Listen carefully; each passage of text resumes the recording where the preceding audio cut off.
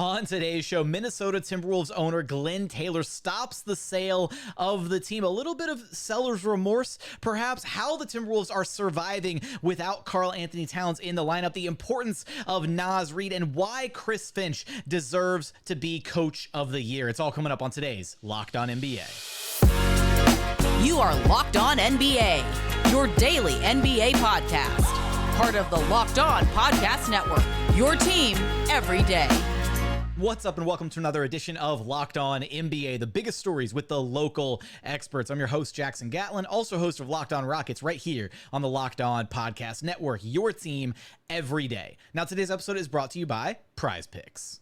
Prize Picks is America's #1 fantasy sports app with more than 3 million members. It is the easiest and most exciting way to get in on the action while you watch your favorite sports and players. You just pick more or less on 2 or more players' stats and watch the winnings roll in. Prize Picks is so simple to play. You can make your picks and submit an entry in less than 60 seconds. Quick withdrawals, easy gameplay, and an enormous selection of players and stat types are what makes Prize Picks the #1 fantasy sports app on the market. And look, with playoff action right around on the corner, you're not going to want to miss out. Get in on the action and win up to 100 times your money on Prize Picks as you and the world's best players take the game to a new level during the NBA postseason. So if you've been thinking about getting into daily fantasy sports, try Prize Picks. Download the app today and use code LOCKEDONNBA for a first deposit match up to $100. Again, download the app, use promo code LOCKEDONNBA for a first deposit match up to $100. Prize Picks. Pick more, pick less. It's that easy. Joining us now is the host of Locked On Wolves, Ben Beecken, who you can track down wherever you listen to your podcast, and on YouTube, just search Locked On Wolves. And Ben, this past week, a little bit of some interesting activity going on with the ownership group of the Minnesota Timberwolves. Glen Taylor stopping the sale of the Wolves to minority owners Marc and Alex Rodriguez. Apparently, Taylor has alleged that Lore and Rodriguez have failed to meet certain contractual deadlines and obligations of the sale process, which began all the way back in 2021. What's your read on this overall situation? Kind of how much of this is potentially even maybe some like seller's remorse from Glen Taylor trying to maybe not want to, lose control of this Wolves team after, arguably the most successful season in franchise history? Yeah, no, and that was kind of the statement that Marc Lore and Alex Rodriguez came out with. Like, it was kind of bang, bang, bang, one after another. I think it was Thursday morning. It was like, Glen Taylor announces the team's no longer for sale, and then Lore and Rodriguez, through a spokesperson, immediately issue a statement saying this is an unfortunate case of seller's remorse. And then after that, Glen Taylor issued another statement. The first statement was like an official team letterhead statement. Then this was like a quote through The Athletic where Glen Taylor basically admitted to the seller's remorse part. He said something to the effect of, I'm paraphrasing, but this isn't much of a paraphrase. He said like, hey, the team's really, really good and I want to be around for it. We're going to be good for the next few years. So this is one of those situations where it's going to play out. It sounds like it's going to go to some form of, arbitration over at some point over the summer. And we don't really know, except for, the lawyers involved in the situation. Were all the boxes checked? Was this some combination of like, is Glenn calling a technicality because he really wants to keep the team? That's what this feels like. It feels like maybe there was something that got a little bit, fudged along the way. And Glen Taylor's like, well, you know what? I'm a businessman and I'm going to call him on it. And I'm going to, because I want to maintain this 60% majority stake in the team. Right now it's 60% Glen Taylor, 40% Lore Rodriguez. And if this goes through like it was supposed to, Glen Taylor would have gone down to 20%. He's owned the team for almost 30 years. And Rodriguez and Lore would have had 80%. So right now, it's a little uncomfortable. It's a lot uncomfortable because Lore and Rodriguez still have 40% of the team. And they're, by definition, partners with Glen Taylor. So we'll see what happens this summer. But clearly, this is like there's no winners here, right? Like nobody looks good. Given Glen Taylor's history with some of the stuff, him and Kevin Garnett not getting along, Garnett won't let the team retire his jersey because of Glen Taylor. That was supposed to happen, maybe even in the playoffs this year had the sale gone through as expected.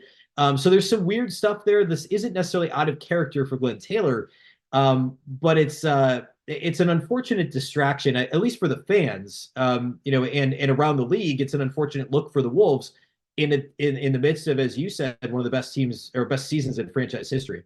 Yeah, it's definitely an unfortunate look all around, and hopefully at this point it doesn't impact too much of the day-to-day operations of the team. Hopefully the team itself, everybody in charge from front office to down to the players and coaching staff, assistants, whatever, can continue doing what they're supposed to be doing, which, hey, they have been since the Karl Anthony-Towns injury. So this team currently 8-4 since Cat went down due to injury, including some big wins on the road against the Clippers and the Nuggets. How have the Wolves really been able to kind of maintain their high level of play in the absence of one of their best players? Yeah, it's been Ant certainly stepped up his game, and Naz Reid's been great. He's mostly started. He came off the bench still the first couple games. They started Kyle Anderson for a few games, but there just wasn't enough shooting with Kyle Anderson in the starting lineup. The spacing wasn't where it needed to be for Minnesota, and so Naz Reid joined the starting lineup. He's had some big games. Ant has stepped up, not just scoring but also playmaking. And then they're getting contributions across the board. Guys are hitting open threes. They shot over 50% from three in a game against Golden State last weekend. They beat Denver the other night, held Denver to just 98 points. So it's been a combination of a little more volume from Naz, a little more volume from Ant, more playmaking from Anthony Edwards. And then the defense has been spectacular. They've held, since the Cat injury, they've held opponents, I think 12 games, they've held 3 opponents under 100 points. And 5 opponents to 100 or less. They held a couple teams to right at 100 points. So it's been the defense, just how they've done it all year. Now, they did lose to Chicago on Sunday, and that was a function of they didn't have enough three-point shooting. And it turns out Karl Anthony-Towns is their best three-point shooter. They shot under 30% from three. They had a bunch of guys uncharacteristically just miss open threes down the stretch in that game mostly. And that was really what the downfall was. So in terms of like offensive rating, defensive rating, they're right in line with where they were all year with Cat. They're middle of the pack offensively. They're the league's best defense before and after the Cat injury. So it's really been more of the same. It's just, for the most part, the guys that have increased their volume have held up their end of the deal. The Chicago loss was disappointing, but I mean, as long as those shots fall and Ant continues to play the way he has been, they should be okay. And I mean, they jumped into first in the West with their win over Denver on Friday. They fell to third in the West after they lost on Sunday, and both OKC and Denver won on Sunday. So it's going to be a roller coaster down the stretch. They have one more game against Denver. It's going to be tough. It's unlikely Cat plays at all before the end of the regular season, but there is some hope, it sounds like, for him to get back on the floor for the first round of the playoffs. So then, of course, comes the can you and how do you reintegrate Karl Anthony-Towns, after he's been gone for what'll end up being probably 5 or 6 weeks at least. So overall, though, pretty good results without Karl Anthony-Towns over the last couple of weeks.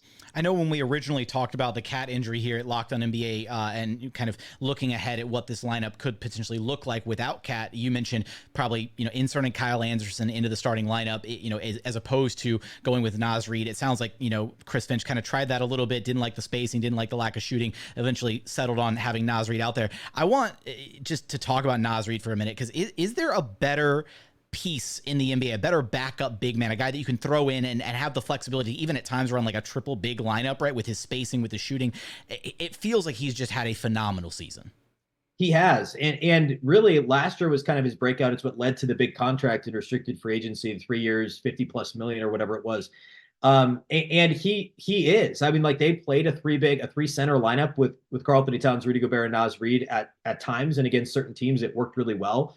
They did it sparingly when all of them were healthy, but to be able to insert a guy off the bench who, I mean, he went 20-10 in consecutive games last week against Golden State and Detroit. He had been 17 or more points in the first 5 games after the Towns injury. Or I guess it was 5 straight games shortly after the injury. He also had a 34-point game and an overtime loss. So he is like basically a 40% three-point shooter from three. He struggled a little bit the last couple of games, but he's overall for the month of March was 40% from three. That's about where he is on the season. He can put the ball on the floor. He can pass a little bit. He's a little bit more versatile defensively. He's improved on that under the floor quite a bit. He's not a traditional center defensively. He's more in the vein of Cat. He's just a little more athletic than Karl Anthony-Towns.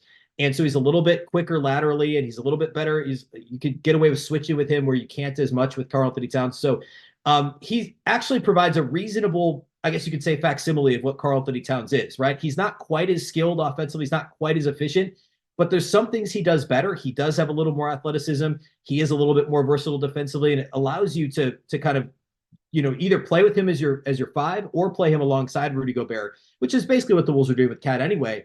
The challenge now, though, is with both of them in the starting lineup, there's no size coming off the bench. So it's Kyle Anderson and essentially 3 point guards, or three guards, really, with Monte Morris and Jordan McLaughlin and Nickeil Alexander-Walker are your only other guys in the rotation. So Slow-Mo now is your main big off the bench. And so it leads to these kind of weird lineup combinations that the Wolves have. For the most part, though, it has worked. And Naz really is a starting caliber big in this league. The Wolves have, it's expensive, so it's not like they're not paying for it, but kind of an embarrassment of riches in terms of 3 starting caliber centers on this team when they're fully healthy. Yeah, it's been. I'm a huge Naz Reid guy. Love what he does, on the basketball floor. Last thing I got for you here, Ben, though, the Wolves have had an uber successful season, right? It's been a great season in Minnesota. When you look at what Chris Finch has done with this team, I think a lot of the signs right now, if you look at some of the betting odds right now, Marc Daigneault's the favorite to win Coach of the Year at -370, but Chris Finch is not too far behind him at +410. What would be your argument for why Chris Finch deserves the Coach of the Year award? Yeah, I think it's that this roster, and they've made some changes here midseason, but it was effectively the same roster as they finished with last season. And Conley was, acquired midseason last year, but with the way the season closed, they were playing roughly 500 ball. They reintegrated Karl Anthony-Towns. They gave Denver a fight in the first round, but still lost in 5 games. To then run it back when so many people were saying, hey, this was a disaster of a trade, the Rudy Gobert trade, it's one of the worst in history. It's not hard to find those quotes, podcasts, articles, etc. But to just be like, no, this is going to work, and here's what we're going to do. And to also have the team maintain that level of confidence in what he's doing, right? Like, it would have been easy for the players to be like, all right, well, this didn't work last year. We were barely, we were a 44-win team, I think last year, 43-win team, something like that. Why is this going to be any different? But instead, he's led them to, fastest team in franchise history to 50 wins. And we'll see, they probably won't have the best record in franchise history, but it's at the very least the second best year ever in the history of the team. And clearly what he's done, and so much of coaching the NBA is obviously managing personalities and managing that locker room. And Chris Finch's laid back style has worked really, really well. There's some big personalities in there. He provides, with the players, they were asked, there was some feature the Wolves did recently of like, you describe Chris Finch in one word, and direct, honest, like those words come up, which is what you always hear players say they want their coaches to be. They want them to tell it like it is, but they also, in a lot of cases, want them to be hands-off, laid back, right? They don't want a drill sergeant. It's not college. So having the right mix there has been huge for the Wolves locker room. And the numbers don't lie. They've been the best defense in the league all season long. They're like 3rd in net rating league-wide still, and they've got a real shot at the top seed in the West. So I understand the case for Daigneault, but Chris Finch should be right there, similar odds when it comes down to it.